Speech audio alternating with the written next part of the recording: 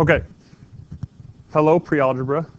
Welcome to slope given two ordered pairs. This is section 3.1b. It's kind of going to be like we did, it's dealing with slope like we did yesterday, but it's in a new way. We're not actually going to have a graph today.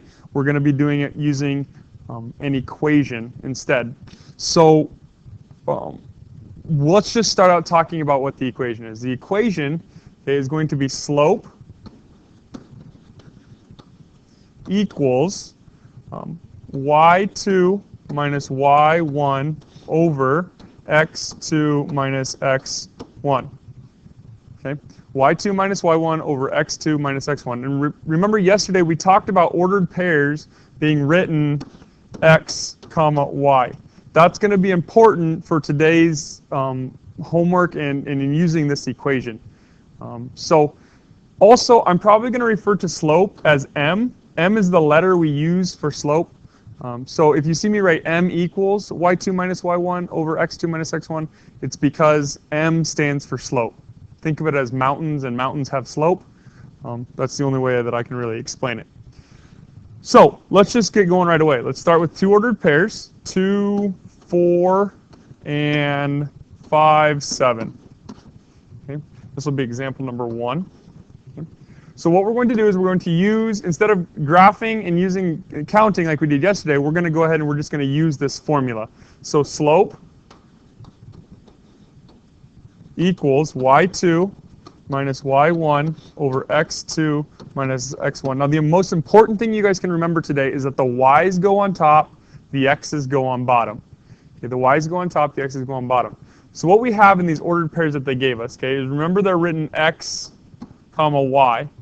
Well, we're going to call these ones the first ordered pair, or the x1 and the y1. These are also x comma y. That's the second ordered pair, so we're going to call those the 2's. Okay? It does not matter which ones you call the first ordered pair and which one you call the second ordered pair, but let's just go in order for right now. So I have this equation, right? So what we're going to do is we're going to plug in those numbers that we were given into our equation here. So y2, as you can see up here, is 7. So we're going to put 7 minus, because there's a minus sign in the equation, and then y1 is 4. So for the top we have 7 minus 4. Bottom, x2. Well, x2 is right here. That's 5 minus, and then x1 is over here. That's 2. Okay. Now I can go ahead and I can just solve. 7 minus 4 is 3. 5 minus 2 is 3. 3 divided by 3 is 1. So in the end, my slope in this case is 1. So if I were to graph these things and count up, count over, I would have gotten 3 as my rise and 3 as my run. So my slope would be 1 in this case. All right, let's just practice another one. So we'll use an ordered pair -2, 5, and 6, 1. Okay. Again, let's start by labeling x1, y1, x2, y2. So this is an x and a y. It's the first ordered pair, so we'll call them the 1's. This is an x, this is a y, this is the second ordered pair, so we'll call them the 2's. Okay. Again, our equation is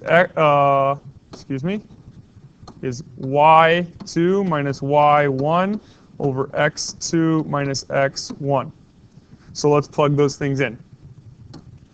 My y2 is 1, so I get 1 minus. My y1 is 5, so 1 minus 5.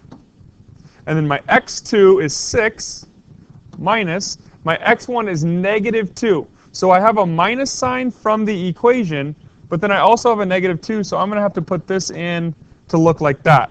Okay, this first minus sign comes from the equation. The second minus sign comes because we're plugging in a -2. Right? Now, when I go to solve this, okay, the top part, 1 minus 5, is -4. 6 minus -2. Minus, minus, if you guys remember our change rules, becomes a plus. So on the bottom I actually have 6 plus 2 is 8. Okay? So my slope is -4 over 8. Now I can simplify. In this case, they both divide by 4. So -4 divided by 4 is -1. 8 divided by 4 is 2. So my slope in the end is negative 1/2. Okay. Let's do one more example like that, and then I'll have a couple more examples for you. So let's do 7 and negative 3 and negative 4 and negative 6. Okay. Let's label them. This is an x, this is a y. It's my first ordered pair. This is an x, this is a y. It's my second ordered pair. Okay. I'm going to write the equation every time just so that we see it. It's y2 minus y1 over x2 minus x1. Okay, y2 is negative 6 minus y1 is negative 3. So there again I have the minus minus because I have a negative y1. Okay, then x2 is negative 4 minus, and then x1 is positive 7, so I don't have to worry about the double negative there. Okay, solve. This minus minus again becomes plus, so negative 6 plus 3 is negative 3. Negative 4 minus 7 is negative 11. Negative divided by negative, remember, is positive. I can't simplify those, but I can take the negatives off, so I end up with a positive 3 over 11. Okay. My last two examples have to do with, if you guys think back, remember when we talked about undefined and a zero slope? Okay. Let's look at one of those and see what that looks like. So for my fourth example, okay, we're going to have the point 2, negative 1, and 2, 5. Again, just labeling x, y, and this is my first ordered pair, x, y, this is my second ordered pair. Slope formula, y2 minus y1 over x2 minus x1. So plug them in. Y2 is 5 minus y1, negative 1.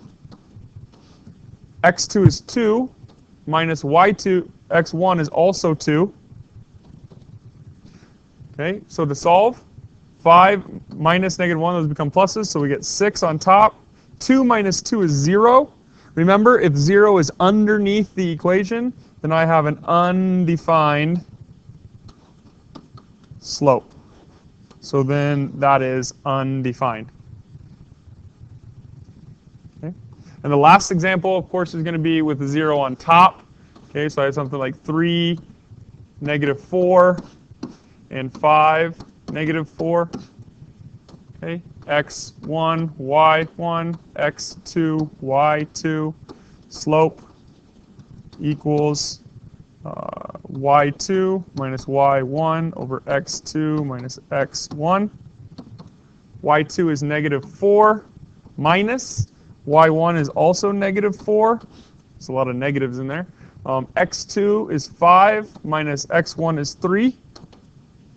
So in solving this, I get negative negative 4, so it becomes positive. So I get negative 4 plus 4. That's 0. 5 minus 3 is 2. Number of zeros on top. Then my slope is 0. So that's basically it. Now you guys can feel free to rewatch this video as much as you need. On your homework today, the first 6 problems are exactly like we did yesterday, so you're going to have to count the slope on the graph. But then 7 through 20 is using this equation and this formula. All right? Good luck, and I'll take questions on Monday if you have any.